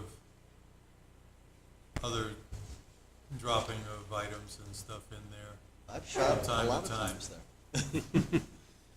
But I mean, has there ever been the thought, looking at the do not eat the fish Right. there, anyone in the Air Force scratch their heads and say, well, where did it come from?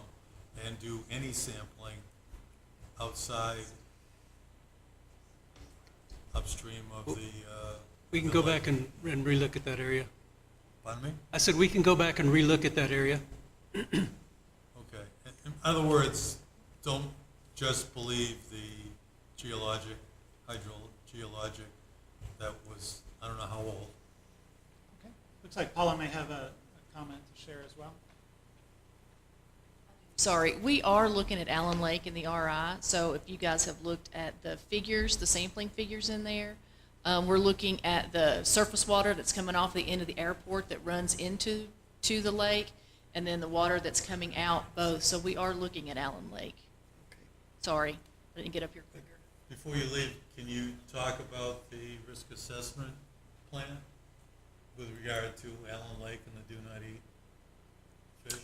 I don't have information specific to the risk assessment for Allen Lake off the top of my head. I can get that information for you. The biological, just to remind everybody too, the biota sampling plan was added to the AR a few weeks ago, and so was the risk assessment work plan. So I don't know exactly what the risk assessment work plan was for Allen Lake, but I can get that for you. But I do know for just the nature and extent portion of the RI, we are looking at surface water sediment at Allen Lake. Thanks, Paul. Okay, let me just do a quick sound check, and I will turn next to see if there are, first of all, if I have communication with those who are connected virtually. Am I good to ask that question?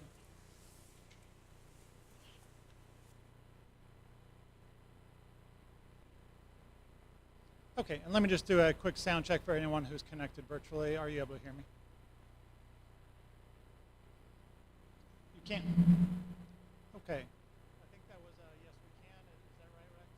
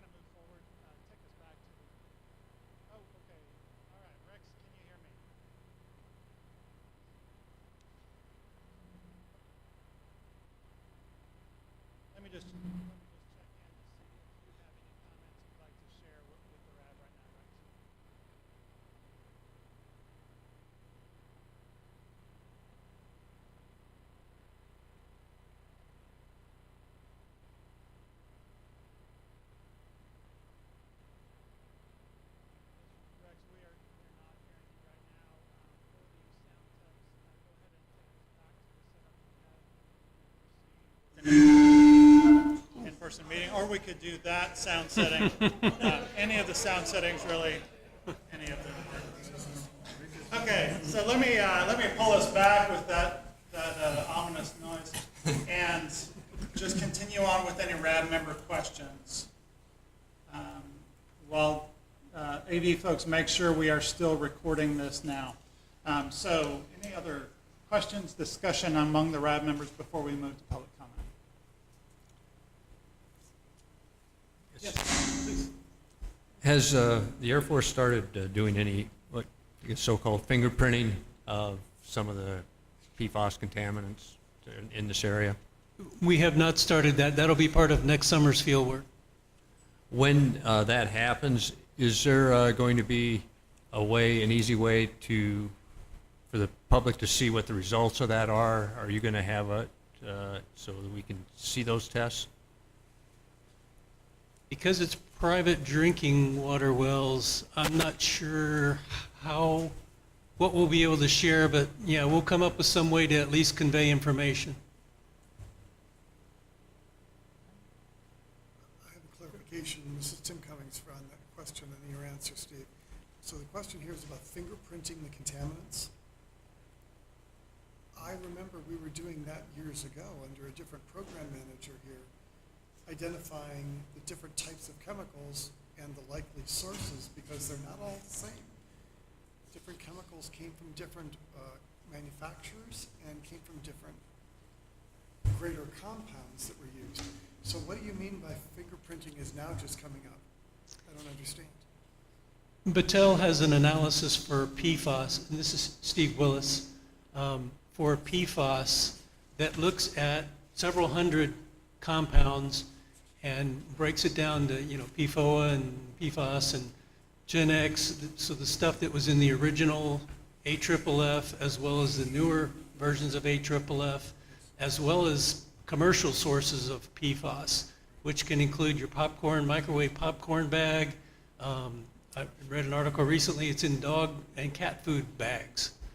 So it's everywhere. So this will look at, it's in carpets and so forth. This will look at those other potential sources for PFAS compounds that are not associated with AFFF to give us an indication of whether sources may be from something other than the Air Force. It's not going to be a definitive smoking gun, absolute, this is yes or no, but it is another line of evidence that we can use in the evaluation. And this is Beth Place with Eagle. And so Steve and I have already had this conversation that one of our concerns with this process is that not all of the sources have been investigated at Wurtsmith. So outside of AFFF, not all of them have been investigated yet as part of the RI. And so that's really a concern we have with using this type of method for fingerprinting. And so, we'll be looking at that as we move forward. It sounds like, this is Tim Cummings, just a comment that it sounds like it's an expanded version of what we were doing before when we were calling it fingerprinting. And it's a longer list and more sources, so thank you for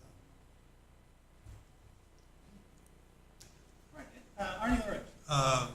Regarding the fingerprinting and the methods used, can you send us, maybe this will be an AI action item, but where it's been used in the Air Force and DOD? Sure, I can find out that information and provide it. I can also provide you a link to the contractor's website with information on it.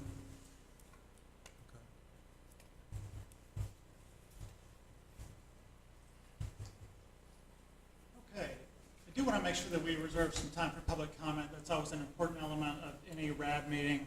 But before turning to public comment, let me just see if there are any further questions, discussion among the RAB members who are here. Yes, Mark. I have one additional question. I've gone through the RI work plan and looked at it from various aspects. One of the things that concerns me a little bit is the analysis that is being done. I do not see, and please correct me if I'm wrong, but the Air Force is not doing total organic fluorine. and thus it is impossible to determine if the precursors to PFOS and PFOA are present or not. My understanding of the original AFFF formulation was the PFOA and PFOS were functional groups. They were essentially little arms sticking off of a much larger molecule. And those arms break off, and those arms are the ones that we're looking at right now. But the major molecule, the original one that those arms were connected to, it's not being analyzed. And because of that, you don't know how much of it is resident within the aquifer that is not being analyzed. And those little arms, those little 8-carbon arms, can still break off of that precursor and generate more PFOS and PFOA in the groundwater. So my question is, why are not, or at least correct me if I'm wrong, but I do not see total organic fluorine being analyzed for in the work plan to determine if there is a future source that is not being anticipated.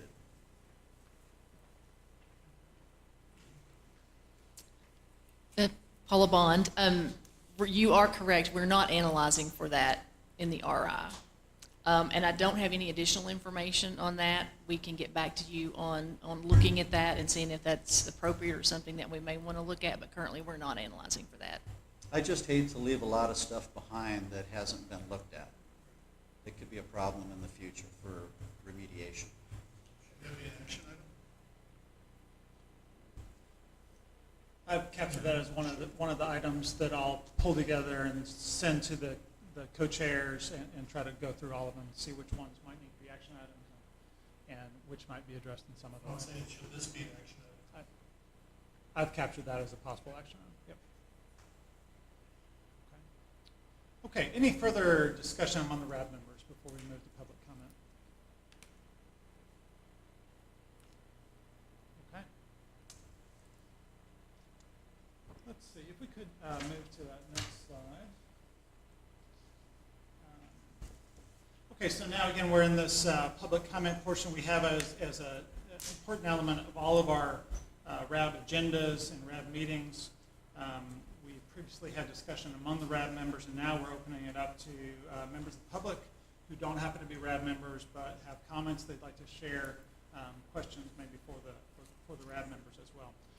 So if you do have questions, have comments, and you're here in person, please do come up to this microphone right up here at the head of the table, and we'll just go through and have opportunity for 3 minute public comments.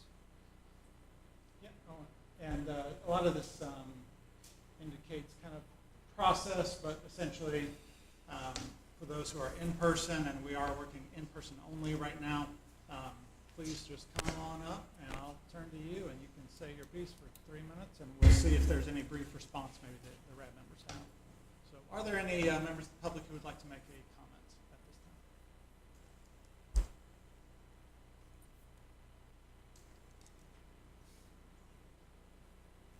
Okay. Just checking one more time. Nope. Okay. All right. So let's Tim, move to- there is someone online that would like to make a comment that is unable to. So I don't know if you were going to attempt to try to do that or if you want us to. Yeah, let's give that one more shot. Cheryl, tell her to chat person and have them start on your microphone. Okay. Everyone cross your fingers.